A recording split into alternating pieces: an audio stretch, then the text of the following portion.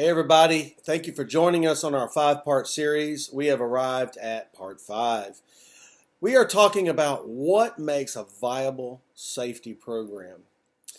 Let's quickly go over the first 4 of the golden rules. Number 1, you have to have a written safety program. Number 2, you have to teach it to your employees and continue to teach it. Number 3, you have to make sure that you have a contingency plan and to teach your safety rules to those outside of your employee workforce, subcontractors, visitors. Number 4, you have to audit your jobs. You have to make sure that you're checking to see if these folks are doing what you've asked them to do. And finally, we come to number 5, which is absolutely the hardest thing in the world for most people to do. Especially for a small company, medium-sized companies, a lot of them are family-based, friend-based. They are tight-knit groups. It's very difficult to enforce a program. You have to enforce your program. If you don't enforce the program, if there's no fear of breaking the rules, then in all honesty, you do not have a safety program. One of the things that we have problems with is with employees, you can't fine employees. If an employee works an hour, you have to pay them for that hour. So you say, okay, well, we send them home for a day.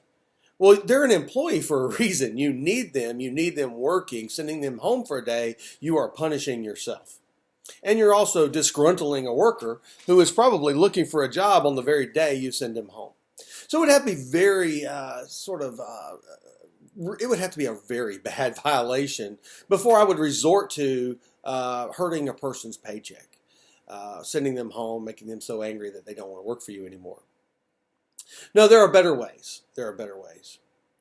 Let's look at subcontractors. We have control of subcontractors. We have every right, specifically if we put it in our contracts, that if they don't perform the duties properly, then they don't get paid.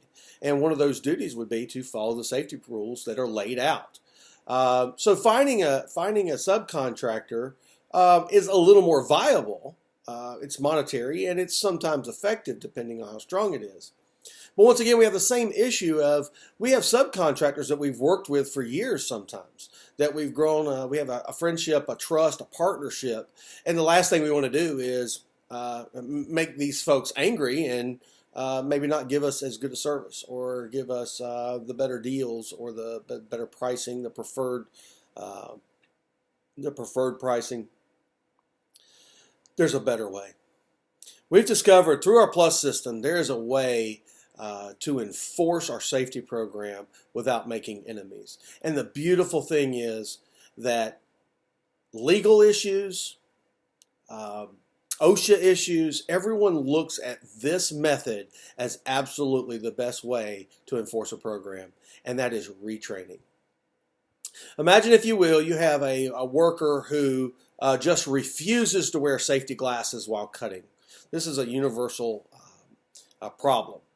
And maybe we gave them a verbal warning. Maybe we even wrote them up to let them know specifically, look, you're in trouble. You got to wear those safety glasses. You're going to get us all in trouble. You're going to lose an eye. And we're not getting through to this guy. So we could send him home for a day, lose his services, possibly lose the employee. If it's a subcontractor, we could fine them and they'll just go work somewhere else. The better solution, let's retrain them. In other words, let's revoke the certificate that we've given to them where they learned about PPE, specifically eye protection. Let's revoke that certificate.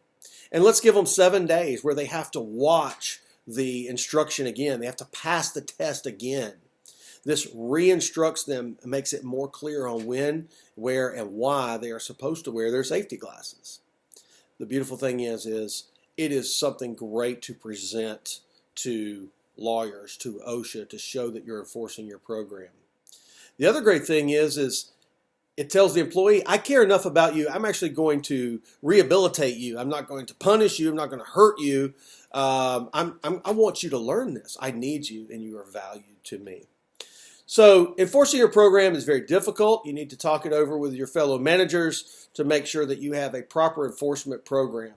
Most of the time, enforcement just sort of falls off the table somewhere along the way. 3 or 6 months into your safety program, everybody forgets to enforce because they don't want to make anybody angry, or we're too busy, or I'm not really paying attention, or, you know, when you're enforcing a program with an employee, even if it's a family member or a good friend, in reality, you could be saving their life. I love what I do because I believe that I help preserve people's health. And I may actually help save people's lives. The safety business is tough because there are no statistics of people who could have died that day but didn't. And it's really difficult to know how much good that you do.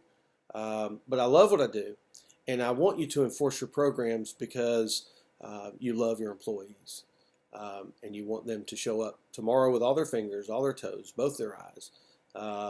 And you want them alive for their families. Thank you for joining us on this 5-part series. If you have any other questions, please contact us at PagetRisk.com.